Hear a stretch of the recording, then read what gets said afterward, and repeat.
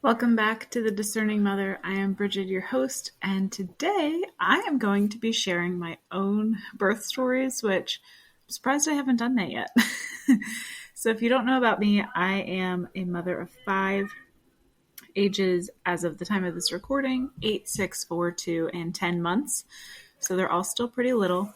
And I have gone through some pretty big conversions in the past 8 years in terms of where I started to where I am now. It's pretty amazing what God has done and where He has led me. And so I just wanted to give you a little bit of info about me and kind of the stories and why I got into this work of helping moms really just to feel at peace and have clarity around what happened during their own birth.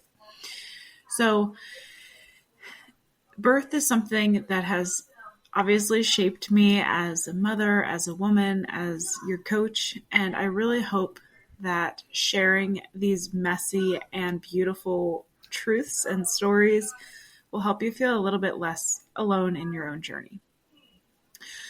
So as I mentioned, I'm a mom of five, and my oldest is 8 years old. And so at the time, whenever she was born, I was still kind of just doing what everybody else was doing. I didn't really give it a thought as to anything about birth, essentially. The only thing that I knew is that I wanted an unmedicated birth. And that's all that I did. That's it. That's what I was going to do no matter what. And so I was able to do that by the grace of God because I did not do a single thing to prepare. I kid you not, literally not one thing. I looked at the hospital website because I was still going to do it in the hospital because I didn't even know home birth was an option. I know how ridiculous that sounds, but I literally didn't even know. And so looked at the hospital website and I was like, okay, this looks fine. I guess there's no other option. So I guess it's fine. And I looked at the birth classes that they offered and I was like, I guess I could schedule these, but I don't know. I guess I just personally figured we've been doing it for so long that everything would be fine. And that's the mentality that I had. And I think that that's really a gift from God that He did give me that mentality because otherwise things could have ended up vastly different than where they are now. And so I went into my birth again, just doing what everybody told me to do. And these are very concise birth stories. If you want to hear bigger, longer ones, let me know and I can certainly do those in a different episode. And so everything was going fine. Was in labor, went to the hospital, 39 weeks, everything was fine. Up until the point whenever I felt like I had to push. And because I live in a small town, we have basically one hospital. There's no OB on call. It's just sort of whomever your OB is, you call them in. And so the nurses called the OB, but it was 2 a.m. So he was not in a rush to get over to the hospital. And so as I'm my body's telling me to push, he's not there. So therefore the nurses are you can't have this baby yet. So they were literally holding her head in, which is incredibly painful, by the way. And so eventually he got there and she just my daughter just kind of came out because my body was telling her to come out, and the nurses no longer held her head in. So that was sort of my first exposure to birth. Was that first experience that I had. My next birth was a little bit crazier. And the reason for that is because I was, again, 39 weeks. Everything was fine. I woke up in the morning. Everything was good. I had this inkling that things would start to happen, but I didn't know why. I just felt nothing hurt or felt weird. It just I had this in my head that something was going to happen that day. And looking back, that is my intuition. That's the Holy Spirit really guiding me. And I should have leaned into it more, but I didn't. I just was okay, honey, my husband, go to work. I'll call you if anything happens. Well, very shortly after he left, things started happening. And my contractions went from literally nothing. I was sitting on the floor doing puzzles and laundry with my daughter to excruciating, and I couldn't talk through them. And somehow he raced back. I don't even know how, but I waddled out to the car. We raced to the hospital because, again, still hospital births at this point. And I get into triage where you enter to sign in and everything. And they try to have me do all these paperwork and everything. And I told the woman, I was like, I literally have to push this baby out right now. And she was like, well, you can't do that here. So they put me in a wheelchair. They rushed me upstairs. And as I'm like climbing on the bed, my second child, my son, comes out. And so there's two nurses. They whisk him away into the warmer. And I didn't hear anything. And I was like, is he okay? Is he okay? And so eventually they gave him back to me. I still have my shirt on. I have clothes on, and like everything was fine up until that point. And after that birth, I felt really good.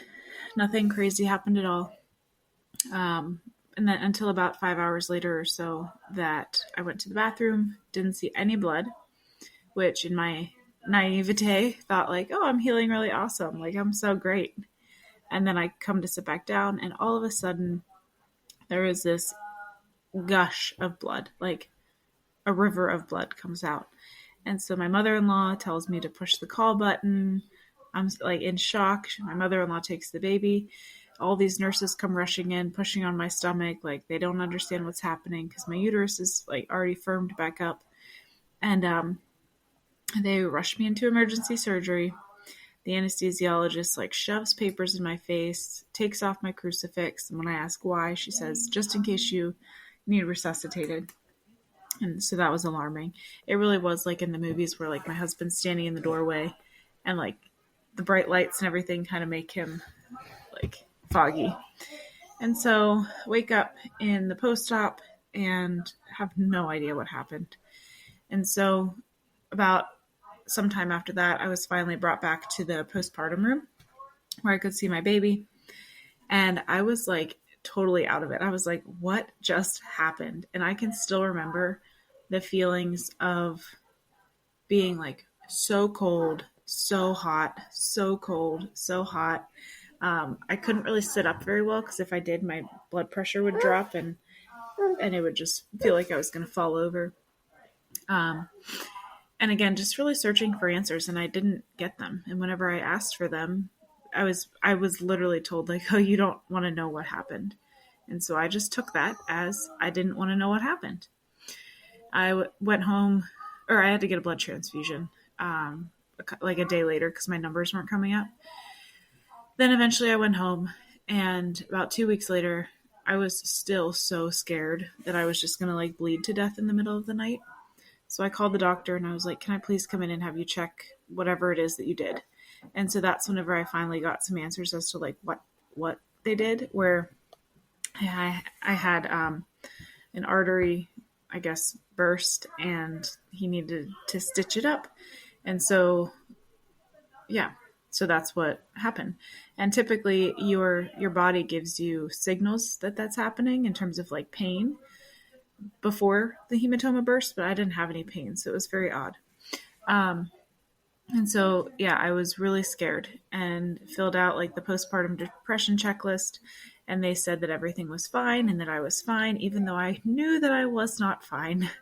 I was not sleeping. I was waking up, obviously because I have a newborn, but I was waking up because I was so scared that I was going to bleed to death, like so scared. And so I was just really struggling. And again, I filled out the papers and I was like, somebody surely will see that I need help. And nobody said a thing. And that was really disappointing because then that basically told me that like, I'm the problem. Like I did something wrong. And like, I'm not bad enough to need help yet. And so I really internalized that. And for the next basically 2.5, 3 years, I took that in as like, I am the problem. I don't deserve help because it's not that bad yet. And so whenever I went to have my third child, I was really scared again of having a repeat experience like I did before. And so every time I went to the doctor's office, my blood pressure would like skyrocket. And then whenever I'd go and do the non-stress test or go home, it would be totally fine. And so looking back, that's obviously my body saying like, you don't feel safe here. But again, at the time, I really didn't know that there were other options. I didn't know that what happened to me like wasn't normal and that I deserved extra help and extra support. And so I had my baby, my third baby, in the hospital. I was induced because the doctor was nervous about something happening again. So he induced me at 39 weeks. Thankfully, it went fine. I didn't have any complications with it, with the induction or with the birth itself. And everything was okay. I was still feeling like, what is wrong with me though, for like still feeling so angry and like just like mad about things like that were so uncharacteristic from me. And so whenever I was pregnant with my fourth baby, I really was like, I do not want to give birth in the hospital again. I do not want to go to all these doctor appointments. Like, I just don't want to do it. I don't have it in me to go. And so I was asking around and I found that people still give birth at home. And so, and even before I was pregnant, I was looking into this because I was listening to podcasts and reading books, and like I just knew that something had to be different. Like, this isn't how we're supposed to have this happen. So again, I found a local midwife and I talked to her a little bit on the phone, and she was like, "Why don't I just come over and like answer any questions that you have?" And so she came over, and I was so scared to have her come over because I didn't tell anybody that I was doing this or like talking to this woman. So I was so nervous that like somebody I knew was going to come to my house and like be like, "Who's this lady?" And I would have to say, "This is a midwife." And I was like, I don't know how to broach that conversation. Like, I don't want to deal with it. And thanks be to God, like he knew what I needed at that time, and he knew that I wasn't quite ready to have those conversations with people yet. And so he didn't have anybody show up for a long time. Even whenever I was pregnant, like every prenatal appointment, nobody showed up, which was again a big blessing. And so with my fourth, we had him at home, and it was a significantly better birth. Like overall, it was beautiful. It was a wonderful experience, but I was still really struggling with this idea. Oops. I was still really struggling with this idea that like something is going to go wrong. Like birth, something always goes wrong in birth. And so I was really scared still. Like, what if I don't make it to the hospital in time? What if I hemorrhage? What if I this? What if I that? What if the baby does this? And so still just wrestling with all of that. But again, thanks be to God, everything went okay. I did accept castor oil because I was like I felt so bad that the midwives were at our house for so long, and it wasn't on them. They didn't push it at all, but I just felt bad, and it was still in my people pleasing era. So I just took it, and that was definitely a mistake. I highly do not recommend it. And so with my fifth, I did so much work on myself, on my body, like in my brain, everything, spiritually. And it was a completely different experience from even just the time that I got pregnant through the birth itself. It was completely different. I had really healed a lot of the past traumas that I had from my previous births, and honestly, even from my childhood and like just living life. And it was such a redemptive birth because it was on my terms. Nobody told me what to do. Nobody told me that they were stressed about certain things. Nobody told me anything. It was like I was the one in charge of things, and I was the one who was going to tell everybody what I needed. Nobody was going to tell me what they thought that I needed. And so that was a huge mindset shift. And again, that happened because of all of the work that I did to heal those past traumas. I guarantee you that if I had not done the work, my birth would not have looked the way that it looked. And so it was, again, this latest birth was just amazing. It was beautiful. It was calm. It was peaceful. Again, the biggest thing is that it was on my terms. Like literally, I remember being on my hands and knees and telling my midwife, "Do not give me Pitocin." And she was like, "Okay, I won't give you Pitocin." And I was like, do not give me this, do not do this, do that, stand in the corner. And everybody just said like, okay.